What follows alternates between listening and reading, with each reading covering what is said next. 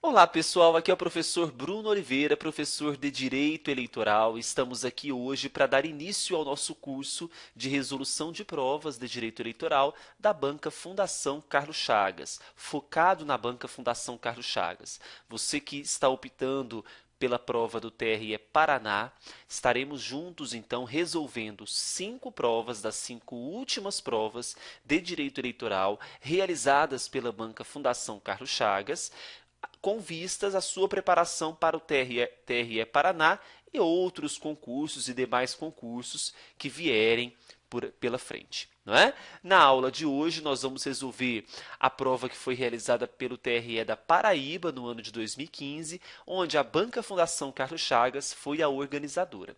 Se você ainda não adquiriu esse curso, basta entrar em contato no site www.eleitoralcombruno.com.br, clicar na abinha Cursos e adquirir o seu curso.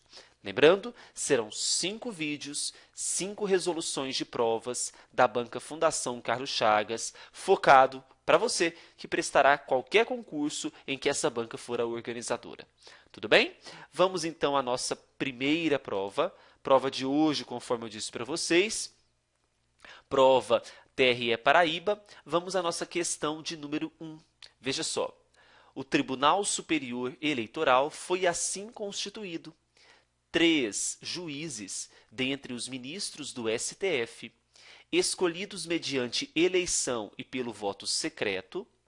2 juízes, dentre os ministros do STJ, escolhidos mediante eleição e também pelo voto secreto. 2 juízes, dentre 6 advogados de notável saber jurídico e idoneidade moral, indicados pelo STF e nomeados pelo Presidente da República. Esta composição, ela está correta ou incorreta? Veja que nós estamos tratando de qual órgão? Tribunal Superior Eleitoral. Veja, a composição do TSE são 7 membros. Quais são eles? Nós temos 3 que são juízes, que são oriundos de qual órgão? STF. Então, quando fala na questão que são 3 do STF, escolhidos mediante eleição e voto secreto, perfeito. Nós temos ainda no TSE 2 juízes dentre os ministros do STJ, também escolhidos mediante eleição e pelo voto secreto. E para finalizar, temos ainda 2 juízes dentre 6 advogados de notável saber jurídico e idoneidade moral, estes indicados pelo STF e nomeados pelo Presidente da República. Não confunda, então, quando nós estamos tratando da composição dos TREs, que são 2 desembargadores, 2 juízes de direito, um juiz do TRF ou um juiz federal. Será juiz do TRF quando aquele estado for sede de Tribunal Regional Federal. Ok? Bem, então esta composição do TSE está correta? Letra A está dizendo que está incorreta, pois são 2 os ministros do STF que podem integrar o tribunal. Falso. Sabemos que são quantos? 3. Incorreta porque apenas um juiz, oriundo da classe dos advogados, pode integrar o tribunal. Falso, nós sabemos que são quantos juízes dentre os advogados? 2. Letra C, correta, porque atende às normas legais pertinentes, constantes da Constituição Federal Brasileira. Verdadeiro. 3 do STF, 2 do STJ e 2 advogados. Letra D, incorreta, porque os juízes, oriundos da classe dos advogados, não dependem de nomeação e são eleitos pelo STF. Falso, eles dependem sim de nomeação e são nomeados pelo Presidente da República. São indicados pelo STF e nomeados pelo Presidente da República. Letra E está incorreta, porque 2 juízes oriundos do Ministério Público Eleitoral devem integrar o tribunal. Falso, nós sabemos que não há membros que pertencem ao Ministério Público na composição de qualquer órgão da Justiça Eleitoral. Ok? Então, o gabarito para essa questão será a letra C, sem dúvida alguma. Vamos para a questão número 2. Questão 2. As infrações penais descritas no Código Eleitoral. Letra A. São de ação pública? Verdadeiro. As ações penais previstas no Código Eleitoral, elas são de ação pública incondicionada, porque independe de manifestação do ofendido. O Ministério Público poderá entrar com a ação independente de manifestação do ofendido. Ok? Então, lembre-se, as ações penais descritas no Código Eleitoral, elas são de ação pública incondicionada. Letra B, são sempre punidas com pena de reclusão e multa? Falso. Nós temos penas que serão punidas com pena de detenção, não é? Detenção e multa, reclusão e multa, ou muitas vezes apenas a pena privativa de liberdade de detenção ou reclusão. Letra C, podem ser punidas pelo juiz eleitoral, independentemente de denúncia do Ministério Público Eleitoral. Veja só, falso, porque dependerá sim de denúncia do Ministério Público, e essa denúncia ela será realizada no prazo máximo de 10 dias. Letra D, são de ação pública somente quando se tratar de direito disponível, independente se é direito disponível ou indisponível. Nós teremos uma ação pública que será sempre incondicionada. Letra E, só podem ser punidas se houver representação do candidato ou do partido prejudicado? Falso, gente. Elas não são de ação pública incondicionada, portanto, independerá de representação do candidato ou do próprio partido prejudicado. Então, qual que é o gabarito dessa questão número 2? Também letra A. Questão 3. A respeito da propaganda eleitoral em geral, considere 1. Colocar faixa com o nome de candidato em cinema de propriedade particular. 2. Fixar cartaz com foto de candidato em centro comercial. E 3. Fazer propaganda eleitoral de partido político por meio de placa fixada em loja de artesanato. Veja que a Banca Fundação Carlos Chagas quis contar historinhas para nós. Ela quis dizer o seguinte: ela não quis que você lesse a letra fria, mas que você captasse informações da letra fria, que obviamente deveria ter sido lida anteriormente. Então veja, coloquei uma faixa com nome de candidato em cinema de propriedade particular. Pode. Falso, pessoal. Mesmo que o cinema é em propriedade particular e tenha a presença de terceiros, essa propaganda ela é irregular. Está disposto isso na própria lei das eleições. Fixar cartaz com foto de candidato em centro comercial. Piorou. Nós temos um local que terá um acesso público, onde fixação de cartazes elas foram proibidas. 3. Fazer propaganda eleitoral de partido político por meio de uma placa fixada em loja de artesanato. Falso. Lembre-se que em locais particulares, será permitido adesivo ou papel, não excedendo meio metro quadrado. Então, veja que aqui nós estamos utilizando placa. Essa conduta ela é também vedada. Então, pede a questão. É vedada pela Lei nº 9.504 de 97 a propaganda eleitoral indicada em 1, 2 e 3. Para as três situações, são condutas vedadas. E vai ser o nosso gabarito, a letra E, sem dúvida alguma. Questão número 4. De acordo com a lei número 9.504 de 97, que concerne a propaganda eleitoral em geral, é correto afirmar que, letra A, é vedada, em qualquer hipótese, a veiculação de propaganda eleitoral nas dependências do Poder Legislativo. Falso, porque se houver autorização da mesa diretora, é possível, sim, a veiculação nas dependências do Poder Legislativo. B. De propaganda de candidatos a senador, não deverão constar os nomes dos respectivos suplentes. Falso! E esses nomes não poderão ser inferiores a 30% do nome do titular. Antes era 10%, mudou agora para no mínimo 30%. Letra C. É vedada a transmissão ao vivo por emissoras de rádio e de televisão das prévias partidárias. Então, é vedada a transmissão ao vivo por emissoras de rádio e televisão de prévias partidárias? Verdadeiro. Então, veja, prévias partidárias divulgadas ao vivo por emissoras de rádio e televisão são vedadas. Letra D. A propaganda de boca de urna é permitida até a porta do local de votação. Falso. Em dia de eleição, boca de urna tira do seu vocabulário. Ela é vedada. Letra E. É vedada, no dia das eleições, a manifestação silenciosa da preferência do eleitor por candidato por meio do uso de adesivos. Falso. A manifestação silenciosa, não aquela coletiva onde muitos chegarão lá de uniforme, fazendo barulho, arruaça, essa é vedada. Agora, a manifestação silenciosa, ela é permitida. Por isso que o gabarito da questão número 4, sem dúvida alguma, é a letra C. Questão 5. Questão número 5, vamos lá.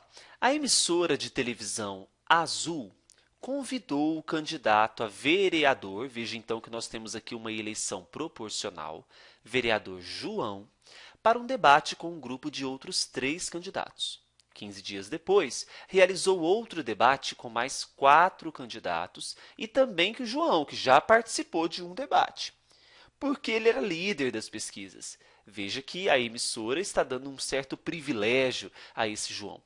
A realização do segundo debate foi, letra A, irregular, porque nas eleições proporcionais, a lei exige a presença de no mínimo 4 candidatos por grupo.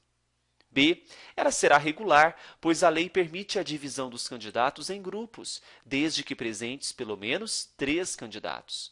Letra C. Irregular, porque na eleição proporcional, a lei exige a presença de todos os candidatos em cada debate. Letra D. Será irregular, porque é vedada, na eleição proporcional, a presença do mesmo candidato em mais de um debate na mesma emissora.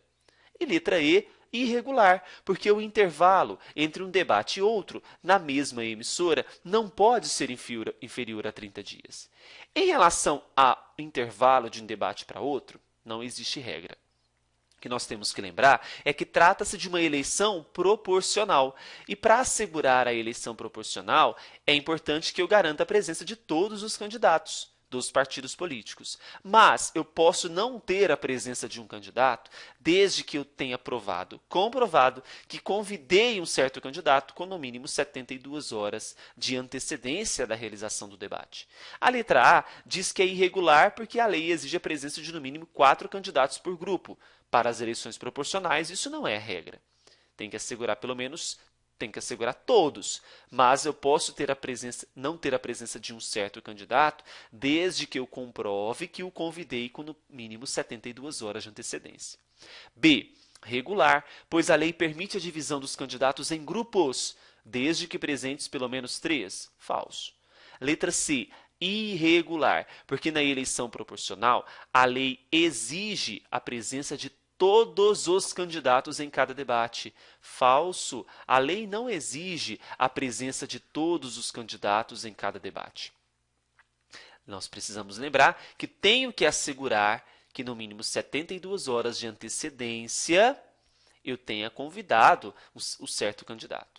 Letra D. Irregular, porque é vedada, na eleição proporcional, a presença do mesmo candidato em mais de um debate na mesma emissora. Verdadeiro. Veja, ele participou do primeiro debate e participou do segundo debate. Que preferência é essa que eu dei? Por isso que na eleição proporcional é vedada a presença do mesmo candidato em mais de um debate na mesma emissora. Letra E. Irregular, porque o intervalo entre um debate e outro na mesma emissora não pode ser inferior a 30 dias. Falso. Não há esse prazo, esse interregno entre um debate e outro. Sendo assim, o gabarito é a letra D. Questão número 6. Paulo, ele foi candidato escolhido em convenção para candidatar-se a governador do estado pelo partido Alfa. foi acusado na programação normal de emissora de televisão de remeter valores desviados dos cofres públicos para o exterior, quando era prefeito municipal de uma cidade do interior. Paulo poderá pedir o exercício do direito de resposta à Justiça Eleitoral no prazo contado da veiculação da ofensa de. Lembre-se que nós temos a oportunidade aqui do que nós chamamos de direito de resposta. Veja, o direito de resposta ele será assegurado a esse candidato que foi ofendido, acusado durante as programações nas mídias, pode ser rádio, TV e internet, até mesmo na própria imprensa escrita. E o prazo para que ele possa pedir o exercício de direito de resposta dependerá da modalidade de veiculação que foi feita. No caso aqui, nós temos o seguinte: se essa veiculação for feita, esta ofensa foi feita no horário gratuito de propaganda, o prazo é de até 24 horas a partir da veiculação da ofensa. Se for feita na programação normal da emissora de televisão, 48 horas. Se for realizada na imprensa escrita, o prazo, 72 horas. E pela internet, poderá ser realizada a qualquer tempo ou, no máximo, 72 horas após a retirada da ofensa do veículo. Então, a regra é a qualquer tempo ou em até 72 horas a partir da retirada da veiculação. Então, veja, neste caso aqui, o prazo será, se foi na programação normal de emissora de televisão, 48 horas. Portanto, o gabarito é a letra B. Ok? Questão 7. Tício foi credenciado delegado pelo órgão de direção nacional do Partido Alfa perante o Tribunal Superior Eleitoral.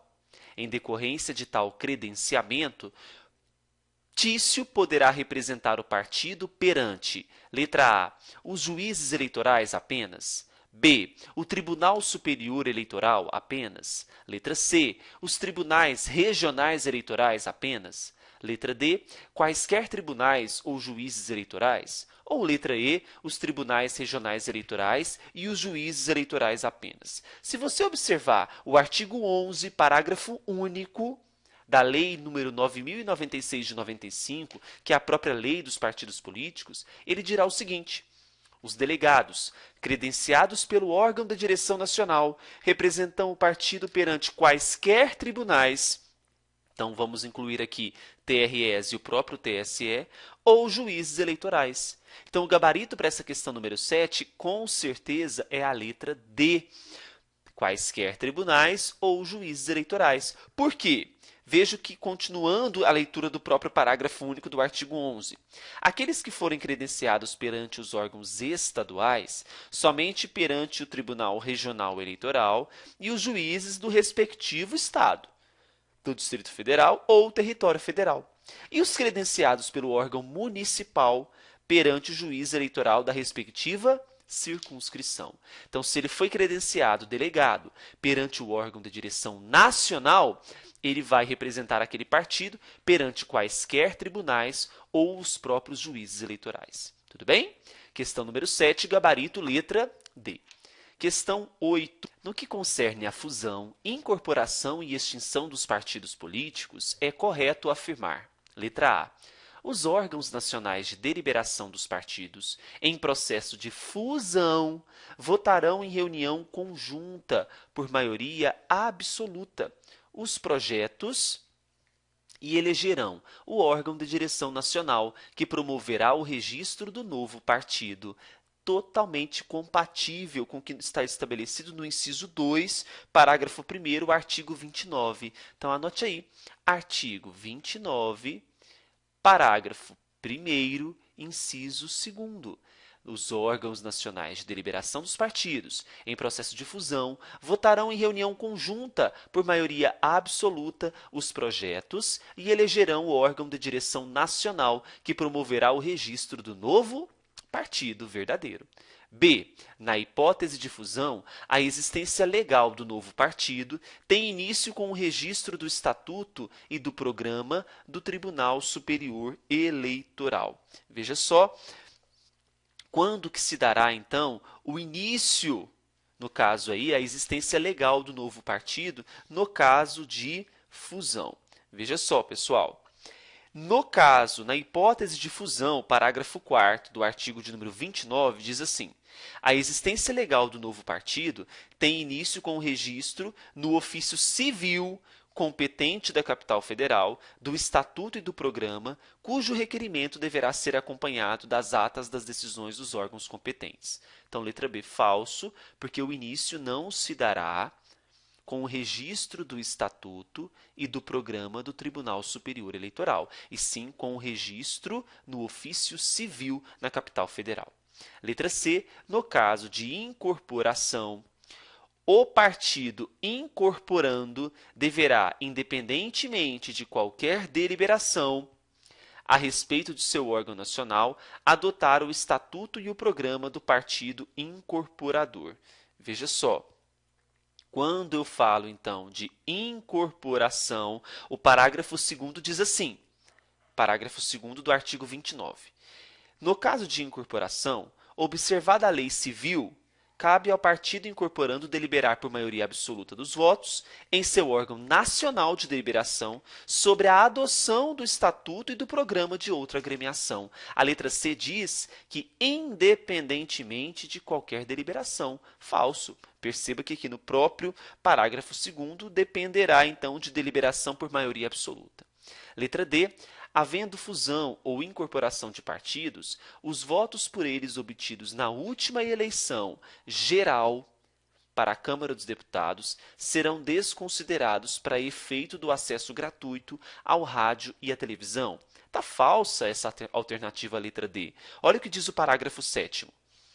Havendo fusão ou incorporação, devem ser somados exclusivamente os votos dos partidos fundidos ou incorporados obtidos na última eleição geral para a Câmara dos Deputados para efeito de distribuição dos recursos do fundo partidário. Então, somente para efeito de distribuição do recurso de fundo partidário e acesso gratuito de rádio e televisão deverão ser considerados esses votos dados na última eleição.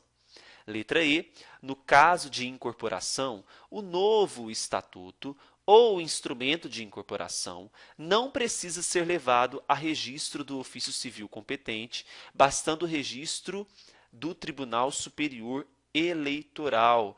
Lógico que é necessário. Olha o que diz o parágrafo 6º. No caso de incorporação, o instrumento respectivo deve ser levado ao ofício civil competente, que deve, então, cancelar o registro do partido incorporado ao outro. Por isso que a letra E está falso, porque diz que não precisa ser levado a registro do ofício civil. Então, questão 8, gabarito é a letra A. Vamos para a questão 9? Bora lá. Muito bem, a questão número 9 diz assim: João reside em um bairro da zona rural, distante 10 quilômetros da cidade, e ele possui um caminhão com o qual transporta produtos agrícolas, o trabalho dele com frequência. Vários eleitores moradores no referido bairro solicitaram que os transportasse até os locais de votação na cidade no dia da eleição e os trouxesse de volta. Nesse caso, João, letra A, só poderá realizar o transporte de volta para a zona rural após os eleitores terem exercido livremente o direito de voto. Tá falso, gente. Por quê? No dia da eleição, João ele não poderá usar um veículo próprio para transportar eleitores a Deus dará durante as eleições. Essa competência ela é somente da própria Justiça Eleitoral. Agora, se o João quisesse transportar membros da sua própria família, nenhum problema ocorreria. Obviamente, ele estaria transportando a sua própria família. A Justiça Eleitoral, na própria Lei 6.091 de 74, permite esse transporte para eleitores da própria família. B. Não poderá realizar o transporte dos eleitores, tanto de ida como de volta, sob pena de cometer crime eleitoral. Verdadeiro. Mais uma vez, essa competência ela será de quem? Da própria Justiça Eleitoral. Letra C. Só poderá realizar o transporte para a cidade até os locais de votação, tanto de ida como de volta, se não for filiado a nenhum partido político. Independente se ele é ou não é filiado a partido político, não poderá realizar esse transporte. Letra D. Poderá realizar o transporte de ida e de volta para a cidade, mas não poderá levar os eleitores até os locais de votação. Não.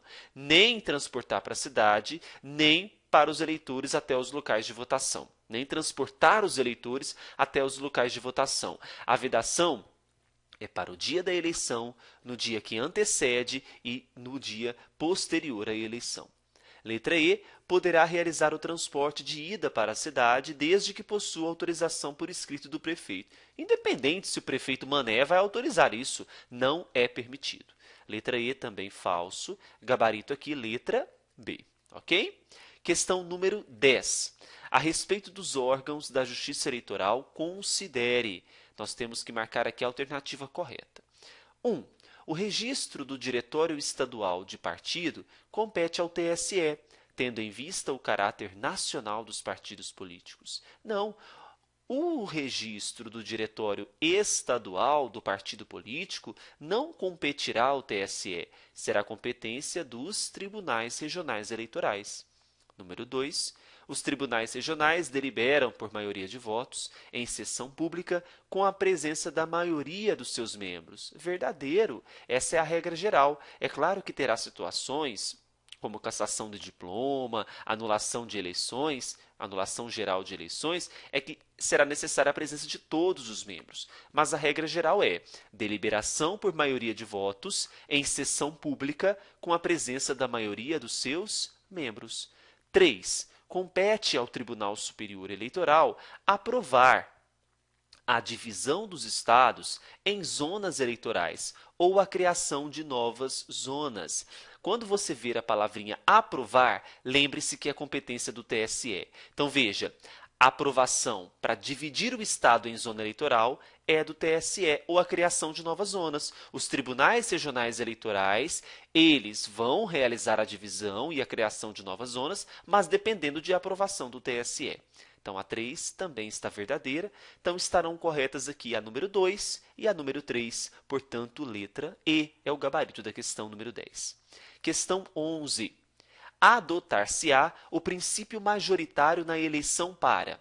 Veja, princípio majoritário, onde nós teremos então aí para as eleições dos chefes dos poderes executivos, presidente, governador e prefeito, e para senador, enquanto os outros cargos serão o quê? Eleições proporcionais. Então veja só, letra A, presidente e vice, governador e vice, senador, prefeito e vice. Veja, todos aqui contemplando os cargos majoritários, presidente, governador, senador e prefeito, verdadeiro. B, governador e vice, ok. Senador também. Câmara dos Deputados, deputados federais? Não, aqui é sistema proporcional. Então, por conta da Câmara dos Deputados, letra B, falsa. Prefeito e vice-prefeito, ok. Não pode ser a letra B. Letra C, Senado Federal. Câmara dos Deputados, falso, não pode, deputados federais. Assembleias Legislativas, também falso, deputados estaduais. E câmaras municipais, vereadores, também não. Tanto para a Câmara dos Deputados, para as assembleias e para as câmaras municipais, nós temos aqui que tipo de cargo, que tipo de sistema? Proporcional. Letra D. Presidente e vice, presidente da República, governador e vice, Senado Federal, ok. Câmara dos Deputados, deputados federais, não. Então, está falso por conta da Câmara dos Deputados. Letra E, Senado Federal, Câmara dos Deputados, falso. Assembleias Legislativas, que são os deputados estaduais, é sistema proporcional. Prefeito e vice-prefeito, verdadeiro. Então, veja. Desculpa, pessoal. Letra E está falsa, obviamente, por conta da Câmara dos Deputados, das Assembleias Legislativas, não é? Senado Federal e prefeitos, estaria ok. Muito bem, então o gabarito para essa questão, a única alternativa correta aqui é a letra A, questão número 11. 12. Considere 1. Oferecimento de denúncia pelo Ministério Público. 2. Oferecimento de alegações escritas e apresentação de rol de testemunhas pelo réu ou seu defensor. 3. Interposição de recurso para o Tribunal Regional Eleitoral competente da decisão final de condenação ou absolvição proferida pelo juiz eleitoral. E 4. Oferecimento de alegações finais para cada uma das partes, acusação e defesa. Aí pede a questão 12. No processo de infrações penais eleitorais, é de 10 dias o prazo para a prática dos atos processuais indicados apenas em... Vamos lá? Veja, lembre-se que o próprio artigo 357 do Código Eleitoral, se você quiser anotar aí, é importante. Artigo 357, ele diz assim: verificada a infração penal, o Ministério Público oferecerá a denúncia dentro do prazo de 10 dias. Então, oferecimento de denúncia são 10 dias? São.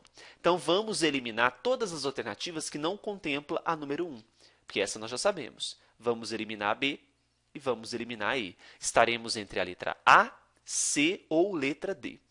O número 2 diz: oferecimento de alegações escritas e apresentação do rol de testemunhas. Então, vejamos só.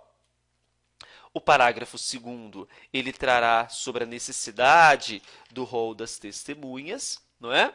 Aí nós temos o parágrafo único do artigo 359. Se você quiser colocar, artigo 359, parágrafo único, diz assim: o réu ou seu defensor terá o prazo de 10 dias para oferecer alegações escritas e arrolar testemunhas. Então, a número 2 também são 10 dias? São. Então, vamos eliminar a letra A, que não contemplou a 2, e vamos eliminar a letra C, porque não contemplou a 2. Já sobrou qual? A letra D. A 3 está falando que interposição de recurso para o TRE competente da decisão final de condenação ou absolvição proferida pelo juiz eleitoral. Veja só, vamos observar onde está disposto isso. Artigo 362 do Código Eleitoral.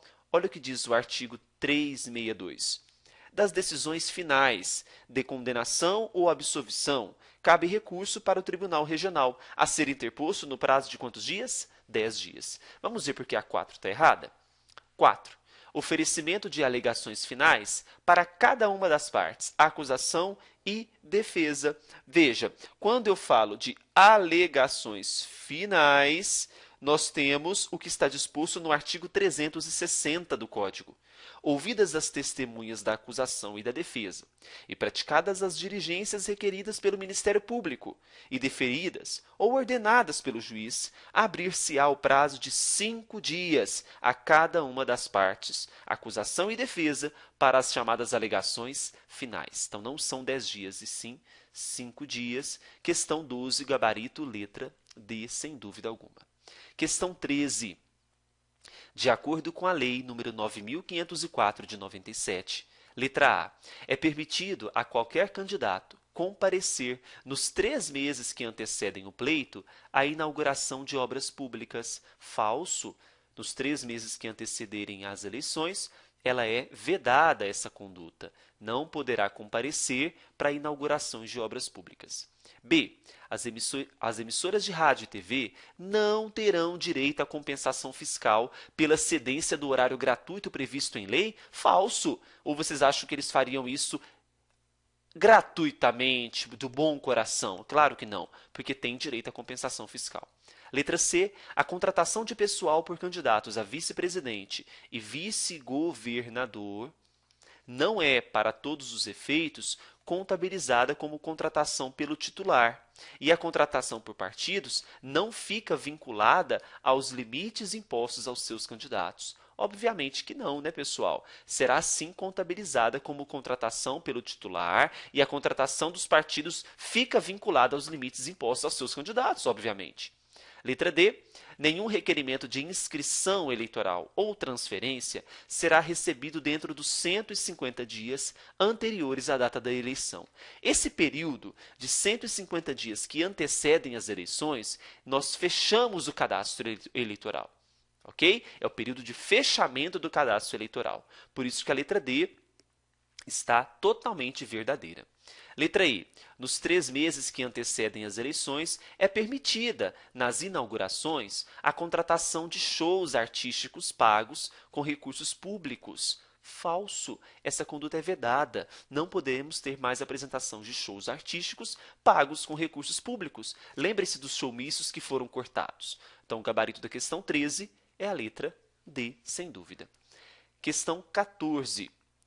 Peter é diretor de escola de rede estadual de ensino e pretende candidatar-se a deputado estadual. Para tanto, deverá afastar-se de suas atividades. Veja, Peter, ele é diretor de escola da rede estadual. Se ele é diretor da escola da rede estadual e pretende se candidatar a deputado estadual, qual vai ser o período que ele precisa se afastar das atividades, das funções? Letra A. 3 meses anteriores ao pleito, sem direito à percepção de vencimentos. B. 6 meses anteriores ao pleito, sem direito à percepção de vencimentos. Letra C. 3 meses anteriores ao pleito, garantido o direito à percepção dos seus vencimentos integrais. Letra D. 6 meses anteriores ao pleito, garantido o direito à percepção de metade dos seus vencimentos. E 4 meses anteriores ao pleito, sem direito à percepção de vencimentos. E aí, qual será o prazo que ele precisa se afastar das atividades?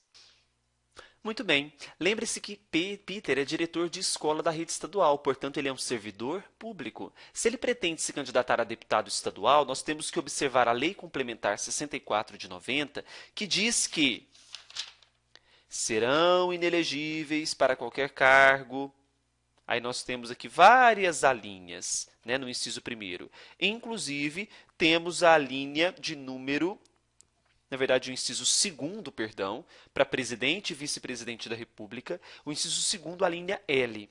Os que, servidores públicos, estatutários ou não, dos órgãos ou entidades da administração direta ou indireta da União, dos Estados, do Distrito Federal, dos municípios e dos territórios, inclusive das fundações mantidas pelo poder público, não se afastarem até 3 meses anteriores ao pleito, garantido o direito à percepção dos seus vencimentos integrais. Então, veja, professor, mas fala que é para presidente e vice, só que você tem que observar o que está disposto na linha...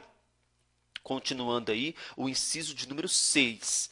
O inciso número 6 diz assim: para a Câmara dos Deputados, a Assembleia Legislativa, que é o caso, deputado estadual, e Câmara Legislativa, no que lhes for aplicável por identidade de situações, os inelegíveis para o Senado Federal. Aí, se você observa o que está disposto no inciso 5º para o Senado Federal, pede para que nós observemos as mesmas disposições para presidente e vice, que vai justificar o artigo 1º, inciso 2º, a linha L da Lei Complementar 64 de 90. Então, serão 3 meses anteriores ao pleito, garantido o direito à percepção dos seus vencimentos integrais. Letra C, questão 14 é o gabarito. Vamos à última questão dessa primeira bateria de questões de direito eleitoral, Banca Fundação Carlos Chagas. Questão 15. Brutus completou 18 anos de idade e formalizou o requerimento de inscrição eleitoral, que foi deferido pelo juiz. Dessa decisão, então nós temos aqui uma questão da Resolução 21.538 de 2003, que vai dizer o seguinte: eu fiz o meu alistamento eleitoral, foi deferido. Cabe recurso? Cabe. É só você lembrar da regrinha do DDD. O que diz essa regrinha? Em caso de deferimento, o delegado de partido político ele terá 10 dias para entrar com recurso. Que talvez ele não concordou, o partido não concordou por meio do seu delegado com aquele deferimento de requerimento de inscrição. Então, cabe recurso, sim, de qualquer delegado de partido político. Gabarito, então, aqui vai ser a letra A, ok? Fechamos, então, essa primeira provinha, TRE Paraíba 2015, foram 15 questões de direito eleitoral para o cargo de técnico judiciário, área administrativa. Qualquer dúvida que você tiver, é só entrar no site www.eleitoralcombruno.com.br, mandar sua dúvida para contato@eleitoralcombruno.com.br. Tudo bem? Um grande beijo, um grande abraço. Se você não adquiriu o curso ainda, acesse o site, na abinha cursos, está lá, Resolução de Provas FCC, TRE Paraná, que é o nosso edital que está na praça. Um grande abraço para vocês, bons estudos, estaremos firmes e fortes até a prova. Tchau, tchau.